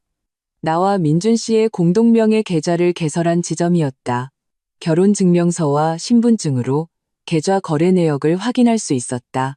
결과는 나를 경악하게 했다. 계좌에는 내가 입금한 월급뿐이었다. 민준 씨가 약속했던 수억 원의 예금은 존재하지 않았다. 더욱 충격적인 것은 매월 5일에 고정적으로 일정 금액이 이체되고 있었다는 점이다. 수취인은 김미영이라는 사람이었고 금액은 정확히 민준 씨 월급의 70%였다. 김미영. 이 이름이 왠지 모르게 익숙했다. 나는 시어머니의 성함이 김혜숙이고 민준 씨가 해외에 산다는 이모의 이름이 김미영이라고 했던 것이 기억났다. 설마 민준 씨가 계속 이모라는 사람을 부양하고 있었던 걸까? 아니면 이건 그냥 시어머니의 다른 이름인 걸까? 의문을 가득 안고 회사로 돌아와 밀린 일을 처리했다. 이상하게도 개인적인 삶은 엉망진창인데 업무 효율은 놀라울 정도로 높았다. 아마도 숫자와 보고서에 몰두할 때만 그 악몽 같은 집을 잠시 잊을 수 있었기 때문일 것이다. 퇴근할 때 부서장인 왕 팀장님이 나를 불렀다. 서대리, 최근에 큰 프로젝트가 하나 있는데 보아하니 상태가 괜찮은 것 같네. 한번 맡아볼래요? 나는 잠시 망설였다. 시어머니의 가풍에 따르면 며느리는 퇴근 후 즉시 집에 와서 저녁을 준비해야 한다. 하지만 왕 팀장님의 기대에 찬 눈빛을 보니 나는 고개를 끄덕였다. 감사합니다, 팀장님. 기꺼이 맡겠습니다. 잘 됐네요. 왕 팀장님이 내 어깨를 두드렸다. 내일 오전 10시 회의실에서 클라이언트 만납시다. 회사 건물을 나서며 나는 심호흡을 했다. 어떻게 되든 더 이상 시어머니가 내 삶을 통제하게 둘 수는 없었다. 나는 휴대폰을 꺼내 민준 씨에게 메시지를 보냈다. 오늘 야근해서 저녁 못 먹고 들어가요. 그의 답장은 금방 왔다. 알았어. 몸 챙겨가면서 해. 엄마한테는 내가 잘 말씀드릴게. 이 비정상적인 순종이 오히려 나를 경계하게 만들었다. 시어머니의 성격이라면 길길이 날뛰어야 정상 아닌가? 뭔가 다른 속셈이 있는 게 틀림없었다. 나는 그들을 시험해 보기로 했다. 밤 9시 나는 일부러 집에 가지 않고 회사 근처 카페에 갔다. 따뜻한 우유 한 잔을 시켜놓고 조용히 상황을 지켜봤다. 역시나 10시쯤 되자 내 휴대폰이 미친 듯이 울리기 시작했다. 화면에는 어머님이라는 이름이 깜빡였다. 나는 벨이 한참 울리도록 내버려 두다가 받았다. 서유진, 지금 몇 시인데 아직도 집에 안 들어와? 시어머니의 날카로운 목소리가 내 고막을 뚫을 뻔했다. 규율도 없는 년. 야근 중이에요. 나는 평온하게 말했다. 민준 씨한테 말씀드렸는데요. 야근? 아주 날개가 돋쳤구나. 당장 들어와. 일 마치고 들어갈게요. 나는 그녀의 대답을 기다리지 않고 전화를 끊었다. 이어진 30분 동안 시어머니, 민준 씨, 그리고 모르는 번호들로부터 전화가 빗발쳤다. 나는 전부 무시했다. 11시, 내가 짐을 챙겨 카페를 나서려는데 유리창 너머로 민준 씨의 차가 질주해와 회사 앞에 멈추는 것이 보였다. 그는 차에서 뛰어내려 건물 안으로 뛰어들어갔다. 몇 분 후 그는 창백한 얼굴로 다시 허둥지둥 나오며 전화를 걸었다. 길 건너편이었음에도 그의 격앙된 목소리가 들리는 듯했다. 회사에 없어요. 엄마, 우리한테 거짓말한 거예요. 나는 조용히 뒷문으로 빠져나와 택시를 잡았다. 차에 올라탄 후 나는 민준 씨에게 메시지를 보냈다. 갑자기 클라이언트한테 불려가서 얘기하느라. 휴대폰은 무음이라 못 들었어요. 지금 집으로 가는 중이에요. 마침내 박씨 집 빌라에 도착했을 때는 자정이 가까운 시간이었다. 거실은 불이 환하게 켜져 있었고 시어머니와 민준 씨는 마치 두 명의 저승사자처럼 소파에 앉아 있었다. 이제야 기어들어 오시나? 시어머니가 비아냥거렸다. 나는 그녀를 무시하고 곧장 계단으로 향했다. 거기서 시어머니가 날카롭게 외쳤다. 오늘부터 내 퇴근 시간은 6시다. 1분도 늦으면 안 돼. 나는 발걸음을 멈추고 천천히 돌아섰다. 저는 성인이고 제 일이 있어요. 일? 내 그 쥐꼬리만 한 월급으로 화장품 값이나 되겠어? 시어머니가 비웃었다. 내 아들이 너 하나쯤은 먹여 살릴 수 있어? 내 임무는 남편과 시어머니 잘 모시는 거야. 엄마? 민준 씨가 그녀를 막으려 했다. 입 닥쳐. 시어머니는 아들을 꾸짖고는 내게로 시선을 돌렸다. 그리고 네 월급 통장 내놔. 박씨 집안 며느리의 돈은 모두 시어머니가 통합 관리하는 게 규칙이야. 나는 마침내 그녀의 속셈을 알아차렸다. 경제권을 통제하면 내 인신까지 자유롭게 통제할 수 있다는 계산이었다. 나는 민준 씨를 보았다. 그가 공정한 말을 한마디 해주길 바랐지만 그는 그저 고개를 숙인 채 아무 말도 하지 않았다. 제 월급 통장은 제가 가지고 있어요. 나는 또박또박 말했다. 영원히 누구에게도 넘겨주지 않을 거예요. 시어머니의 얼굴이 순간 흉측하게 일그러졌다. 그녀는 벌떡 일어나 손을 들어 나를 때리려 했다. 나는 이미 준비하고 있었다. 그녀의 손목을 낚아챘다. 제 몸에 손끝 하나라도 대보세요. 바로 경찰에 신고할 거예요. 나는 침착하게 말했다. 이번에는 그냥 중재로 끝나지 않을 겁니다. 시어머니는 내가 반항할 줄은 몰랐는지 잠시 얼어붙었다. 나는 그녀의 손을 놓고 몸을 돌려 2층으로 올라갔다. 등 뒤에서 그녀의 히스테릭한 비명과 물건을 집어던지는 소리가 들렸지만 나는 뒤돌아보지 않았다. 침실로 돌아와 문을 잠그고 어질러진 물건들을 정리했다. 갑자기 침대 머리맡 뒤에서 작게 붉은 빛을 깜빡이는 물건을 발견했다. 초소형 카메라. 온몸의 피가 순간 얼어붙었다. 누군가 내 침실에 카메라를 설치했다. 시어머니일까? 아니면 민준 씨일까? 혹은 둘이 함께. 역겨움과 분노를 억누르며 나는 티슈로 카메라를 감싸 서랍에 넣었다. 이것은 중요한 증거다. 하지만 지금은 긁어 부스럼을 만들 수 없었다. 그날 밤 나는 필요한 물건들을 챙겨 다음 날 회사로 가져갈 준비를 했다. 민준 씨가 아무리 애원해도 나는 한 침대에서 자기를 거부하고 소파에서 잤다. 새벽 3시 나는 조용히 일어나 민준 씨의 지갑을 열었다. 안에는 약간의 현금과 신용카드, 그리고 접힌 쪽지가 하나 있었다. 펼쳐보니 주소와 전화번호가 적혀 있었고 그 옆에는 물리라는 이름이 쓰여 있었다. 이물리. 나는 민준 씨가 물리라는 이름의 사촌 누나가 있다고 했던 것이 기억났다. 하지만 왜 그 연락처를 지갑 깊숙이 숨겨 놓았을까? 나는 휴대폰으로 쪽지를 찍고 원래대로 다시 넣어두었다. 이 물리라는 사람이 누구든 내일 반드시 알아내고 말리라. 창밖에 금음달이 검은 구름에 가려졌다. 마치 거짓말로 뒤덮인 나의 결혼처럼.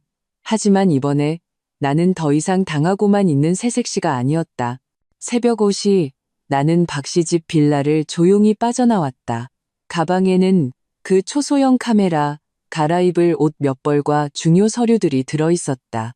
민준 씨는 깊이 잠들어 내가 떠나는 것을 전혀 눈치채지 못했다. 아직 깨어나지 않은 도시, 텅 빈 거리에서 나는 택시를 잡아타고 바로 수연이네 집으로 갔다. 한참 초인종을 누르자 잠이 덜 깬 수연이가 문을 열어주었다. 유진아, 세상에 이렇게 이른 시간에. 그녀는 눈을 비비다 내 얼굴을 보고는 바로 정신이 든 듯했다. 무슨 일이야? 나는 곧장 오피스텔로 들어가 가방에서 티슈에 싼 카메라를 꺼냈다. 내 침실에서 발견했어. 수연이는 숨을 들이켰다. 누군가 나와 민준 씨의 침실에 카메라를 설치했어. 시어머니일 수도 있고 민준 씨 자신일 수도 있지. 내 목소리는 놀랍도록 침착했다. 세상에, 수연이가 나를 꼭 안아주었다. 너 괜찮아? 나는 고개를 저었다. 갑자기 현기증이 났다. 며칠간의 극심한 정신적 긴장과 수면 부족이 마침내 나를 무너뜨렸다. 수연이는 나를 소파에 앉히고 따뜻한 차를 따라주었다. 이건 범죄야. 당장 신고해야 해. 수연이가 분노하며 말했다. 아직은 안 돼. 나는 차를 한 모금 마셨다. 따뜻한 액체가 목을 타고 내려가자 조금 진정이 되었다. 더 많은 증거가 필요해. 증거? 무슨 증거가 더 필요해? 수연이가 믿을 수 없다는 듯 나를 쳐다봤다. 그 사람들은 내 몸에 소변을 붓고 내 화장품에 독을 타고 이제는 너를 몰래 촬영까지 했어. 유진아, 도대체 뭘 기다리는 거야? 나는 잠시 침묵하다가 휴대폰에서 어젯밤 찍은 사진을 꺼냈다. 이것도 있어. 수연이가 다가와 보았다. 주소와 전화번호였다. 물리? 누구야? 민준 씨는 사촌 누나라고 했어. 나는 잠시 망설였다. 하지만 왠지 아닌 것 같아. 수연이는 눈을 가늘게 떴다. 혹시 그전 여자친구?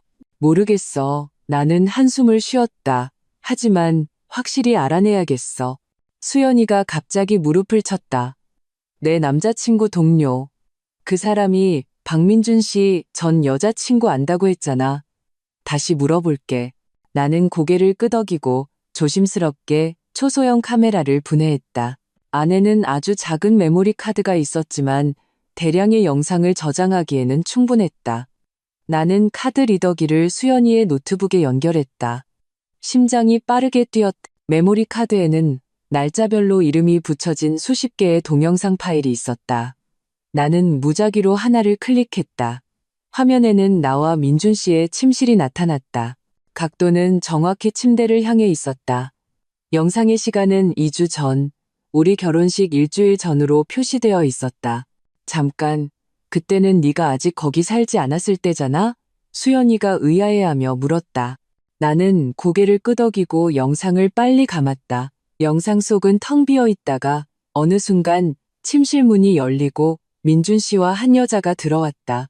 내 숨이 순간 멎었다. 그 여자는 시어머니가 아니라 20대 후반쯤으로 보이는 젊은 여자였다. 작은 체구에 단발머리를 하고 있었다.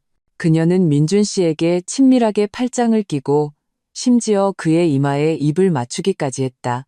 이 여자 누구야? 수연이가 소리쳤다. 나는 화면을 뚫어지라 쳐다봤다. 민준 씨와 그 여자가 침대 가에 앉아 대화하는 모습이 보였다. 소리는 녹음되지 않아 우리는 몸짓으로만 내용을 추측할 수 있었다. 여자는 우는 것 같았고 민준 씨는 계속 그녀를 달랬다. 마지막에 민준 씨는 지갑에서 현금 다발을 꺼내 그녀에게 주었고 여자는 마지못해 봤더니 자리를 떴다. 다른 영상도 확인해봐. 수연이가 제안했다. 우리는 빠르게 다른 파일들을 훑어보았다. 대부분은 빈 화면이었지만 3개의 영상에서 그 여자가 등장했다. 가장 최근 영상은 결혼식 전날로 되어 있었다. 민준 씨와 그녀는 격렬하게 다투었고 마지막에 그녀가 민준 씨의 뺨을 때리고는 문을 박차고 나갔다.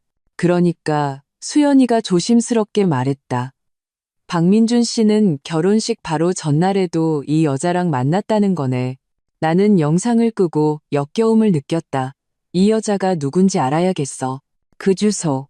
수연이가 내 휴대폰을 가리켰다. 거기로 가보자. 나는 망설였다. 만약 그곳이 정말 민준 씨의 전 여자친구 집이라면 나는 어떤 신분으로 그녀를 마주해야 할까? 본처로서 불륜녀를 추궁하는 입장일까? 아니면 같은 처지의 피해자일까? 일단 이 주소가 어딘지부터 찾아보자. 나는 지도 앱을 켜서 주소를 입력했다. 결과는 서울 동부의 한 중산층 주거 지역으로 나왔다. 수연이의 남자친구인 지훈 씨에게서 곧 전화가 왔다. 그의 동료 말에 따르면 민준 씨에게는 이문리라는 이름의 전 여자친구가 있었고 3년 넘게 사귀며 결혼까지 생각했다고 한다. 그러다 갑자기 헤어졌고 더 기이한 것은 헤어진 후 이문리 씨가 정신적으로 무너져 한동안 요양원에 입원했다는 것이었다. 문리. 그럼 사촌 누나 체리가 아니라 문리였던 걸까? 주소가 맞아. 수연이가 전화기 너머에 지훈 씨에게 물었다. 동료가 확실히는 모르지만 동부 쪽에 살았다고 기억한대. 지훈 씨가 대답했다. 아, 맞다. 그 여자 왼쪽 손목 안쪽에 나비 문신이 있대. 박민준 씨랑 같이 한 커플 타투라고. 나는 즉시 영상 속 여자를 떠올렸지만 화질과 각도 때문에 그녀의 손목은 보이지 않았다. 전화를 끊고 나와 수연이는 먼저 그 주소로 가보기로 했다. 나가기 전 나는 메모리 카드를 복사해 원본은 수연이네 집에 숨기고 사본을 챙겼다. 주소는 평범한 6층짜리 빌라를 가리켰다. 우리는 맞은편 카페에 앉아 상황을 살폈다. 오전 10시 익숙한 모습이 나타났다. 영상 속의 그 여자였다. 그녀는 간단한 티셔츠와 청바지 차림이었고 왼손에는 장바구니, 오른손에는 휴대폰을 들고 있었다. 저 여자야. 수연이가 목소리를 낮췄다. 나는 그녀의 왼쪽 손목을 유심히 살폈지만 각도 때문에 안쪽은 보이지 않았다. 우리가 다가갈지 망설이는 순간 여자의 전화가 울렸다. 그녀는 걸음을 멈추고 전화를 받으며 무심코 왼쪽 손목을 들어 올렸다. 손목 안쪽에 선명하게 작은 파란색 나비 문신이 있었다. 저 여자마자 나는 거의 자리를 박차고 일어날 뻔했다.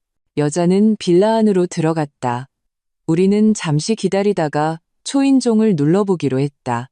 하지만 우리가 길을 건너는 순간 익숙한 검은색 세단이 바디에사여 빌라 앞에 멈췄다. 민준 씨가 차에서 내려 서류 봉투를 들고 있었다. 나와 수연이는 재빨리 옆 편의점으로 몸을 숨겼다.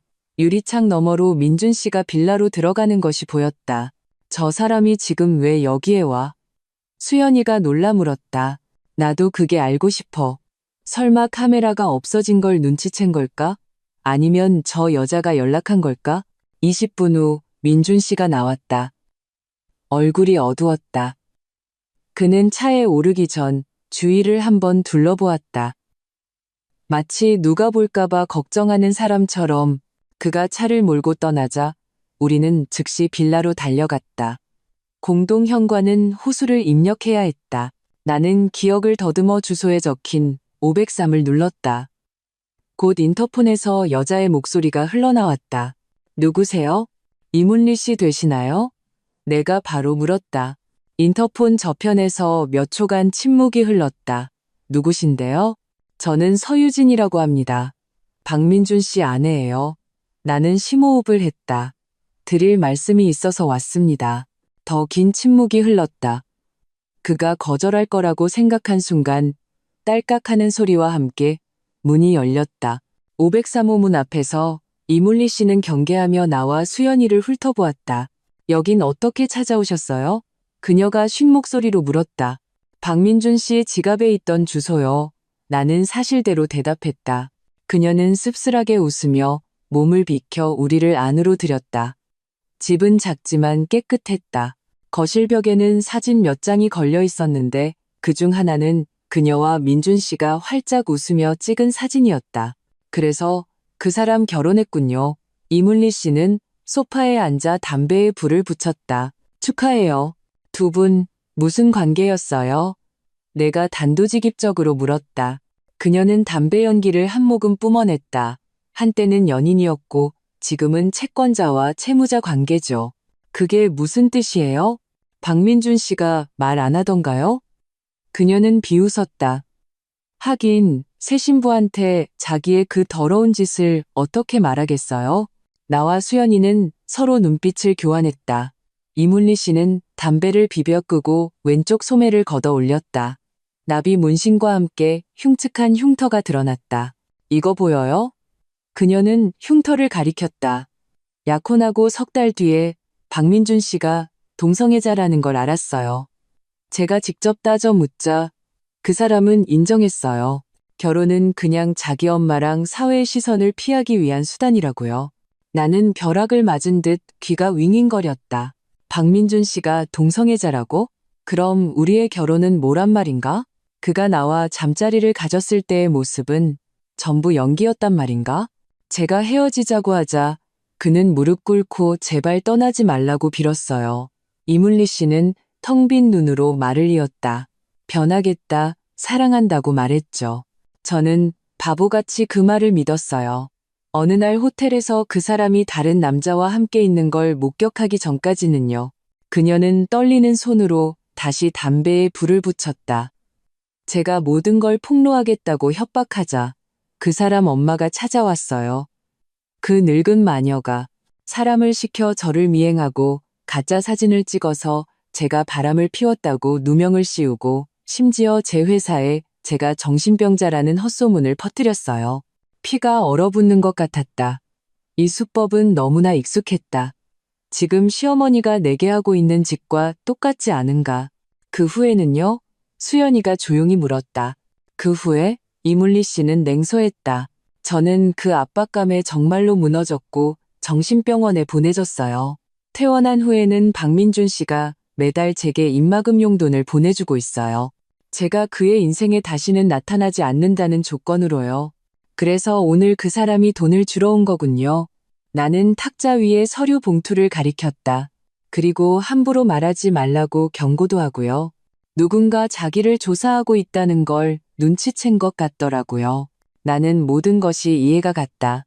민준 씨는 카메라가 없어진 것을 발견하고 영상이 노출될까봐 미리 이문리 씨의 입을 막으러 온 것이었다. 왜 저한테 이런 얘기를 해주시는 거예요? 내가 물었다. 이문리 씨는 내 눈을 똑바로 쳐다봤다. 당신을 보니 2년 전에 제 모습이 보여서요. 사랑과 결혼했다고 생각하겠지만 사실 당신은 그저 사기극의 희생양일 뿐이에요. 이문리 씨의 집을 나왔을 때 내 세상은 천지가 뒤집히는 것 같았다. 박민준 씨는 동성애자였고 시어머니는 그 사실을 알면서 그를 위해 위장 안에 동치를 물색했다. 그리고 나는 그저 대를 이을 도구이자 사회적 위장막에 불과했다. 유진아, 수연이가 걱정스럽게 나를 보았다. 괜찮아? 증거가 필요해. 나는 기계적으로 대답했다. 더 많은 증거가. 회사로 돌아와 나는 억지로 정신을 차리고 오후 클라이언트 회의에 참석했다. 왕 팀장님이 이 중요한 프로젝트의 책임자로 나를 소개했을 때 나는 미소 지을 기력조차 없었다. 회의가 끝나자마자 나는 화장실로 달려가 헛구역질을 했다. 거울 속 여자는 얼굴이 새하얗고 눈 밑에는 짙은 그늘이 져 있었다. 이것이 결혼이 내게 준 선물이었다. 사기극, 그리고 악몽. 휴대폰이 울렸다. 민준 씨의 문자였다. 유진아, 어디야? 엄마가 많이 걱정하셔. 걱정? 나는 냉소했다. 내가 진실을 발견했을까봐 걱정하는 거겠지. 나는 야근 늦게 들어가요. 라고 답했다. 퇴근 후 나는 박 씨 집으로 바로 가지 않고 전자상가에 들러 몇 가지 물건을 샀다. 은폐형 카메라, 녹음펜. 그들이 나를 감시한다면 나 역시 그들을 감시할 수 있었다. 빌라에 돌아오니 밤굿이었다. 시어머니는 거실에 앉아 있다가 나를 보자마자 벌떡 일어났다. 이제야 기어들어오냐. 야근했다고 말씀드렸는데요. 나는 평온하게 대답하며 계단으로 향했다. 거기서 그녀가 날카롭게 외쳤다. 오늘부터 네 모든 행적은 수시로 보고해. 네가 밖에서 무슨 짓을 하고 다니는지 누가 알아? 나는 몸을 돌려 그녀의 일그러진 얼굴을 보았다. 갑자기 그녀의 두려움이 이해되었다. 그녀는 내가 이물리 씨처럼 진실을 발견할까봐 자신이 공들여 만든 정상적인 가정이라는 환상을 내가 파괴할까봐 두려워하는 것이었다. 걱정 마세요, 어머님. 나는 일부러 다정한 호칭을 썼다. 저는 어머님 아드님께 지고지순하답니다. 이 말이 그녀를 자극한 듯 했다. 그녀는 내게 달려들어 손목을 낚아챘다. 네가 무슨 꿍꿍이를 꾸미고 있는지 내가 모를 줄 알아? 이혼? 어림도 없어? 누가 이혼한대요? 나는 부드럽게 손을 빼냈다. 저랑 민준 씨 아주 잘 지내고 있는데요. 시어머니는 의심스럽게 나를 쳐다봤다. 내 대답을 예상하지 못한 눈치였다. 나는 그 틈을 타 2층으로 올라갔다. 민준 씨가 우리 침실에서 무언가를 뒤지고 있었다. 이거 찾아요? 내가 그 초소형 카메라를 꺼내 보였다. 민준 씨의 얼굴이 새하얗게 질렸다. 유진아, 내가 설명할게. 뭘 설명해요? 당신이 왜 당신 침실을 감시했는지, 아니면 이물리 씨가 누구인지? 그는 벼락 맞은 듯 그 자리에 얼어붙었다. 네, 네가 어떻게 알아? 제가 아는 건 당신이 상상하는 것보다 훨씬 많아요. 나는 가방을 내려놓고 침대가에 앉았다. 박민준 씨, 우리 얘기 좀 하죠? 이어진 2시간 동안 민준 씨는 때로는 애원하고, 때로는 변명하고, 때로는 분노했다. 그는 자신이 양성애자임을 인정했지만 나를 사랑한다고 주장했다. 이문리 씨와의 과거를 인정했지만 어리고 철없던 시절의 탓으로 돌렸다. 심지어 카메라는 시어머니의 생각이었다고 인정했지만 우리의 안전을 지키기 위해서였다고 말했다. 안전? 그럼 그 여자한테 돈을 준 것도 안전을 위해서였나요? 그건 보상이었어. 민준 씨는 격앙되어 말했다. 그 애가 정신적으로 문제가 생겨서 내가 인도적인 차원에서 마치 지금 제게 보상하려는 것처럼요? 내가 날카롭게 반문했다. 박민준 씨, 우리의 결혼은 처음부터 사기극이었어요. 아니야. 그가 무릎을 꿇고 내 다리를 붙잡았다. 유진아, 나는 정말 너를 사랑해. 그 사람들이랑은 달라. 제발 나한테 기회를 한 번만 줘. 그가 눈물을 흘리며 비는 모습을 보니 역겨움과 연민이 동시에 느껴졌다. 이 남자는 사회적 압박과 어머니의 통제에 의해 비겁한 사기꾼으로 뒤틀려 버렸다. 진정한 자신으로 살 용기도 없고 한 여자를 진정으로 사랑할 수도 없는 남자. 한 달. 마침내 내가 말했다. 당신이 한 달 안에 변하겠다고 약속했죠. 이제 3주 남았어요. 민준 씨는 사면이라도 받은 듯 연신 고개를 끄덕였다. 하지만 나는 알았다. 그는 영원히 변할 수 없을 것이다. 이 3주는 내가 필요한 모든 증거를 모으기에 충분한 시간이었다. 그날 밤 민준 씨가 잠든 후 나는 거실, 식당, 그리고 시어머니 침실문 앞에 조용히 초소형 카메라를 설치했다. 그들이 비열하게 나온다면 나도 똑같이 상대해 줄 것이다.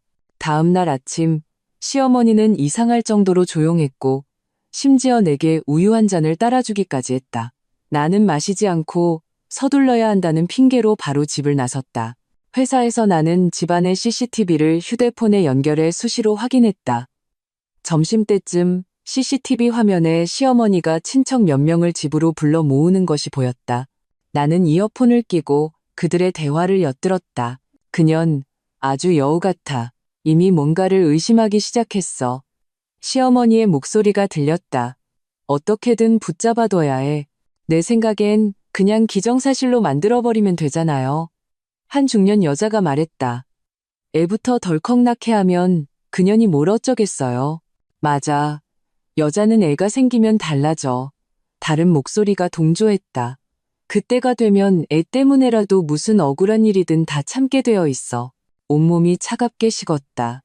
그들은 나를 이 가짜 결혼에 가두는 것뿐만 아니라 아이를 이용해 내 인생 전체를 인질로 잡으려 하고 있었다. 오후에 왕 팀장님은 내가 맡은 프로젝트가 클라이언트로부터 높은 평가를 받았다며 팀 전체 회식을 제안했다. 동료들은 고급 레스토랑에 가자며 환호했지만 나는 민준 씨의 문자를 받았다. 엄마가 네가 좋아하는 음식 해놓으셨어. 일찍 들어와. 나는 거의 실소를 터뜨릴 뻔했다. 어제는 내가 사라지길 바라는 것 같더니 오늘은 내가 좋아하는 음식을 해놓았다고? 이 변화가 너무나 뻔했다. 하지만 나는 그들이 도대체 무슨 연극을 하려는지 보러 돌아가기로 결정했다. 집에 돌아오니 과연 산해진미가 차려져 있었다. 시어머니는 심지어 억지 미소까지 짓고 있었다. 식탁에서 민준 씨는 유난히 살가웠고 계속해서 내게 반찬을 놔주고 물을 따라주었다. 유진아, 네가 맡은 프로젝트가 아주 잘 됐다면서? 시어머니가 가식적으로 물었다. 젊은 사람이 일 욕심 있는 건 좋은데 너무 무리하면 안 돼. 빨리 애부터 갖는 게 순리야. 반찬을 집던 내 젓가락이 멈칫했다. 아직 저희는 젊은데요. 급할 거 없어요. 왜 안 급해? 시어머니는 목소리를 높였다가 억지로 다시 낮췄다. 내 말은 내가 아직 건강할 때 너희 애를 봐줄 수 있다는 거지. 어머님 말씀이 맞아요. 민준 씨가 맞장구를 쳤다. 유진아, 우리도 슬슬 계획을 세워야 하지 않을까? 나는 이 모자가 주고받는 연극을 보며 속이 울렁거렸다.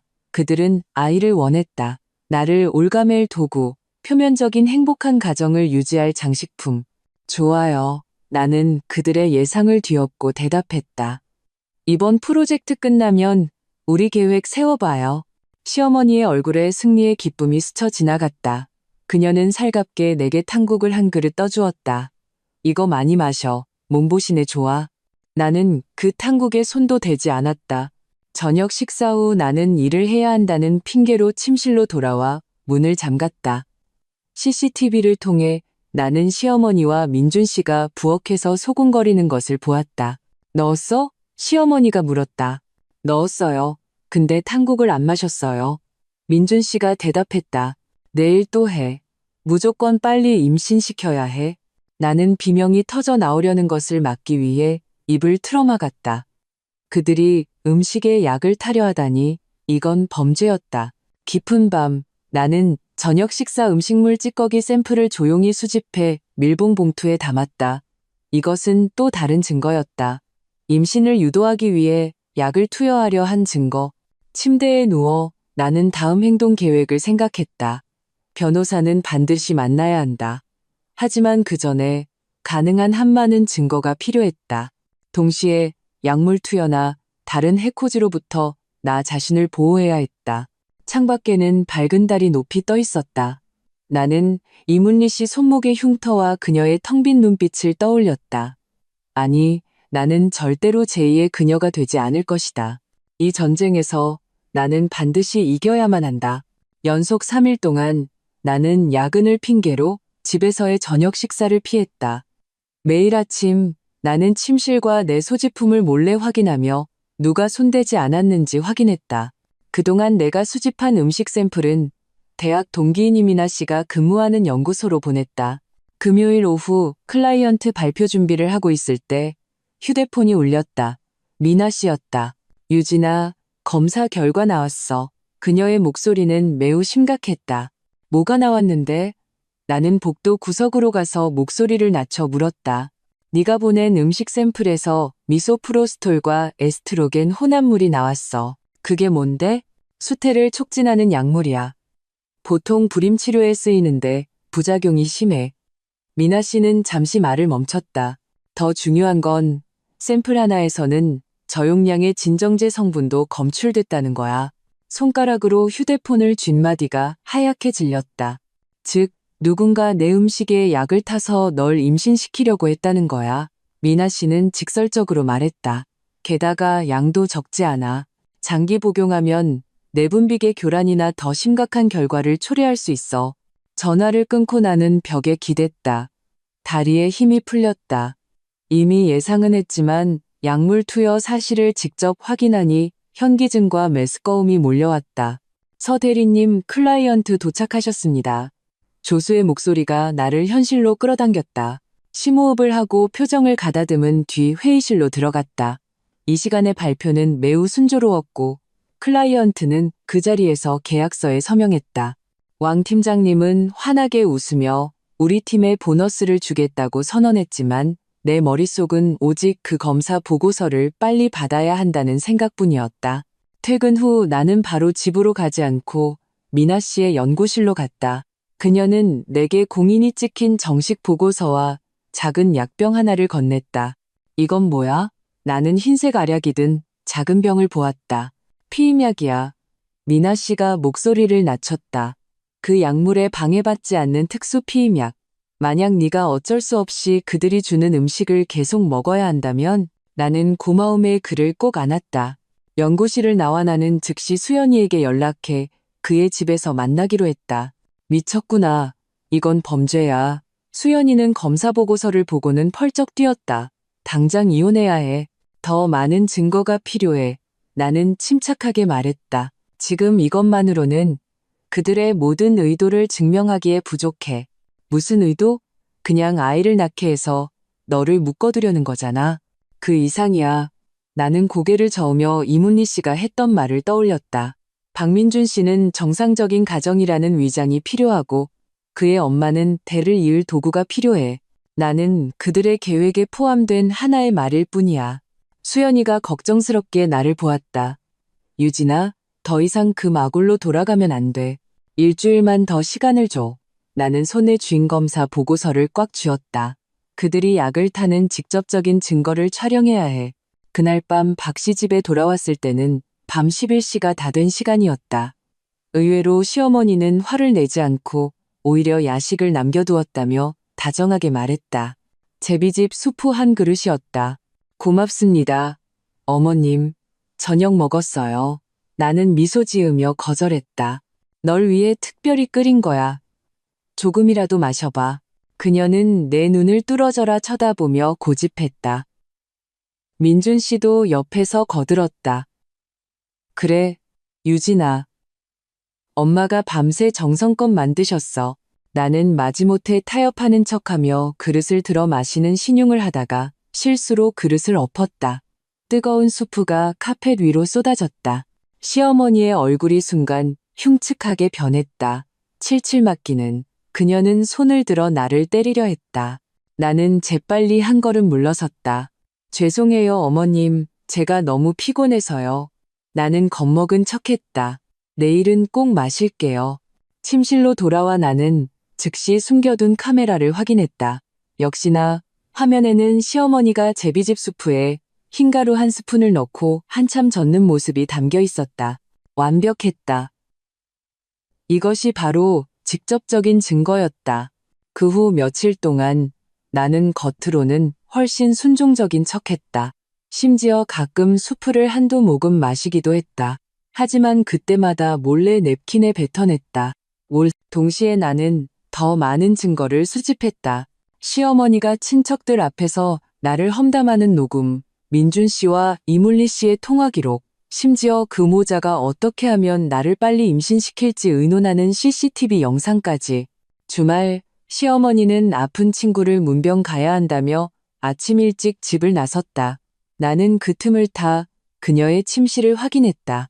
침대 머리맡 서랍 깊숙한 곳에서 나는 자물쇠로 잠긴 작은 상자를 발견했다. 대학 시절 교양으로 배웠던 자물쇠 따기 기술로 나는 금방 그것을 열었다. 안에는 한 뭉치의 사진과 의료 기록이 들어있었다. 사진은 전부 젊은 여성들의 것이었고 일부는 단독 사진, 일부는 민준 씨와 함께 찍은 사진이었다.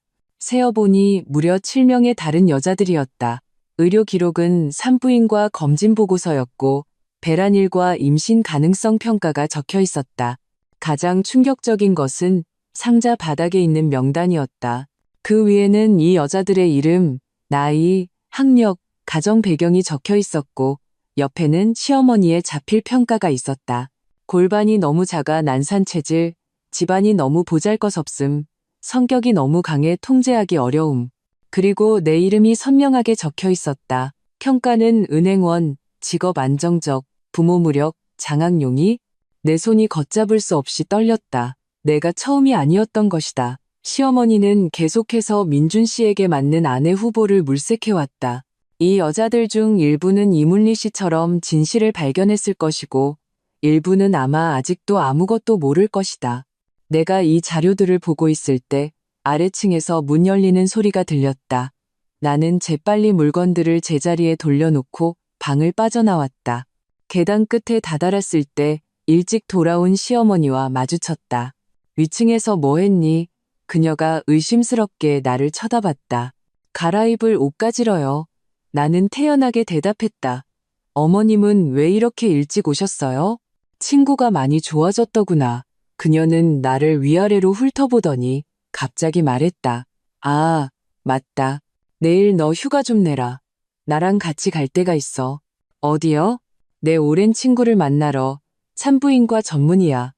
시어머니가 가식적으로 웃었다. 그냥 정기검진 같은 거야. 임신하기에 몸 상태가 괜찮은지 보려고. 머릿속에서 경고음이 울렸다. 무슨 검진이기에 일부러 휴가까지 내야 한단 말인가. 그 의료 기록들을 생각하니 이것은 분명 함정이었다. 내일 중요한 회의가 있어요. 다음에 가요. 나는 완곡히 거절했다. 회의가 중요해. 대를 잇는 게 중요해. 시어머니는 즉시 얼굴을 굳혔다. 유진아, 분수도 모르고 까불지 마. 어머님, 저 정말 못 가요. 나는 고집했다. 다음 주에 가요. 시어머니의 표정이 갑자기 변했다. 그녀는 음산하게 말했다. 네가 무슨 꿍꿍이를 꾸미고 있는지 내가 모를 줄 알아? 서유진, 우리 박씨 집안에 들어온 이상 하늘을 뒤엎을 생각은 마. 나는 속으로 움찔했지만 겉으로는 여전히 평온했다. 어머님, 그게 무슨 말씀이세요? 그녀는 냉소하며 대답 없이 부엌으로 들어갔다.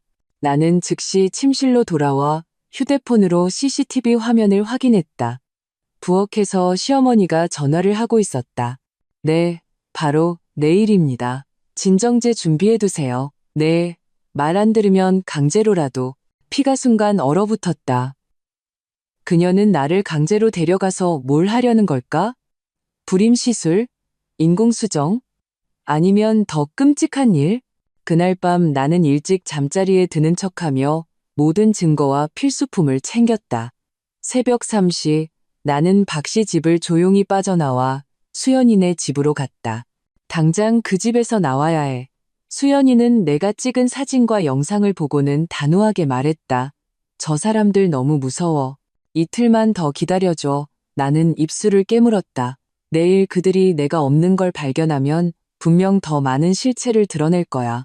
나는 그들의 가장 솔직한 반응을 찍어야 해. 다음 날 아침, 나는 CCTV를 통해 시어머니가 내가 사라진 것을 발견하고 폭발하는 장면을 보았다.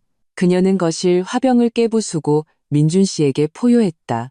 다 네가 고른 마누라 때문이야. 이제 어떡할 거야. 김 원장님한테 다 예약해뒀는데. 엄마, 진정해요. 민준 씨가 그녀를 달래려 했다. 내가 찾아올게요. 찾아?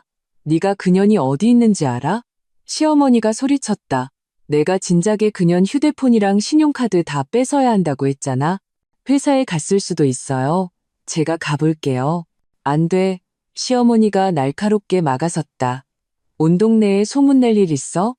그녀는 목소리를 낮췄다. 장 실장한테 전화해. 물건이 도망쳤다고 준비하라고 해. 장 실장. 민준 씨의 돈을 매달 받던 그 이모.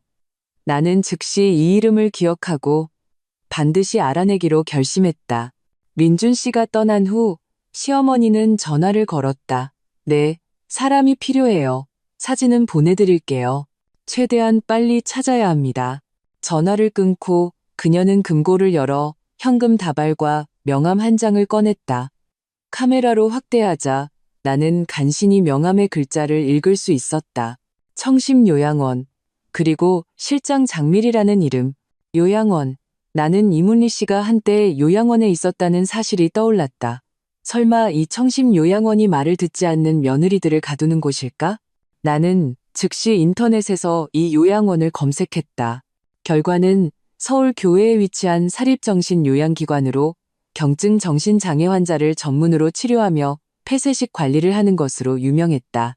더욱 소름 끼치는 것은 리뷰에 건강한 사람을 불법으로 감금한다는 익명의 폭로, 글이 몇 개 있었다는 점이다. 끔찍한 추측이 내 머릿속에 떠올랐다. 시어머니와 민준 씨는 이문리 씨를 그곳에 가둔 적이 있었고, 이제 나에게도 똑같이 하려 하는 것이 아닐까. 점심때 나는 위험을 무릅쓰고 회사에 한번 들러 정상적으로 일하는 척했다. 역시나 오후에 민준 씨가 나타났다. 그는 다정한 남편인 척하며 내게 간식을 가져다 주었다. 유진아, 왜 전화 안 받았어? 엄마랑 나 둘 다 엄청 걱정했어. 그가 부드럽게 물었다. 휴대폰 배터리가 없었어요. 나는 평온하게 대답했다. 어젯밤에 갑자기 긴급 프로젝트가 생겨서 회사에서 밤새웠어요. 민준 씨는 눈에 띄게 안심했다. 아, 그랬구나. 오늘 저녁엔 집에 와? 엄마가 네가 좋아하는 음식 해놓으셨는데 아마 늦게까지 야근할 것 같아요. 내가 그의 말을 끊었다.